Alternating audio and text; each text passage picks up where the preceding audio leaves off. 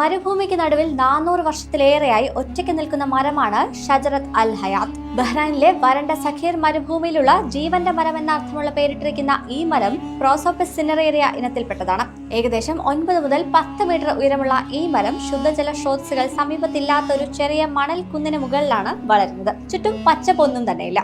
ഈ മരത്തിന്റെ അതിജീവനം ശാസ്ത്രത്തിന് അജ്ഞാതമാണ്. കഠിനമായ കാലാവസ്ഥയിലും നൂറ്റാണ്ടുകളുടെ പഴക്കമുള്ള ഒറ്റപ്പെട്ട നിലനിൽപ്പും സമൃദ്ധമായ ഇലച്ചാർത്തും ഈ മരത്തെ ബഹ്റൈനിലെ ഏറ്റവും പ്രശസ്തമായ പ്രകൃതിദത്ത ആകർഷണങ്ങളിൽ ഒന്നാക്കുന്നു. അനേകം സന്ദർശകർ ഈ മരം കാണാനായി സഖീർ മരുഭൂമിയിൽ എത്താറുണ്ട്. എങ്ങനെയായിരിക്കും ഈ മരം നിലനിൽക്കുന്നത്? ഇതിന്നും ഗവേഷകർക്കൊരു പിടികിട്ടാത്ത സമസ്യയാണ്.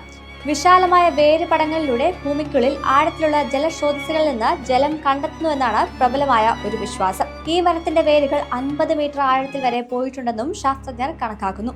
മരുഭൂമിയിൽ പെയ്യുന്ന തുച്ഛമായ മഴയിൽ നിന്നും മണലിലുള്ള ഈർപ്പത്തിൽ നിന്നും ജലം വലിച്ചെടുക്കാൻ ഈ മരം പ്രാപ്തി നേടിയിരിക്കാമെന്നും ചില ശാസ്ത്രജ്ഞർ വിശ്വസിക്കുന്നു.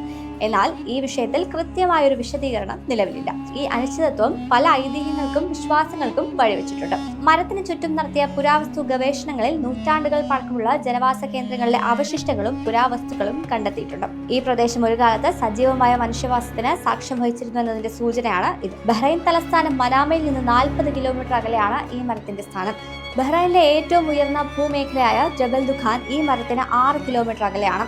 മഴപ്പെയ്ത്ത് വളരെ കുറവുള്ള രാജ്യമാണ് ബഹ്റൈൻ. പ്രോസോപ്പിസ് സിനറേറിയ മരങ്ങൾ പേർഷ്യൻ മെസ്ക്വിറ്റ്, ഖെജ്രി തുടങ്ങിയ പേരുകളിൽ അറിയപ്പെടുന്നു. പുഷ്പിക്കുന്ന മരങ്ങളിൽ പെട്ടതാണ് ഇവ. പടിഞ്ഞാറൻ ഏഷ്യയിലും ഇന്ത്യൻ ഉപഭൂഖണ്ഡത്തിലും ഇവയെ കാണാം. രാജസ്ഥാന്റെ ഔദ്യോഗിക സംസ്ഥാന മരവുമാണ് ഇത്.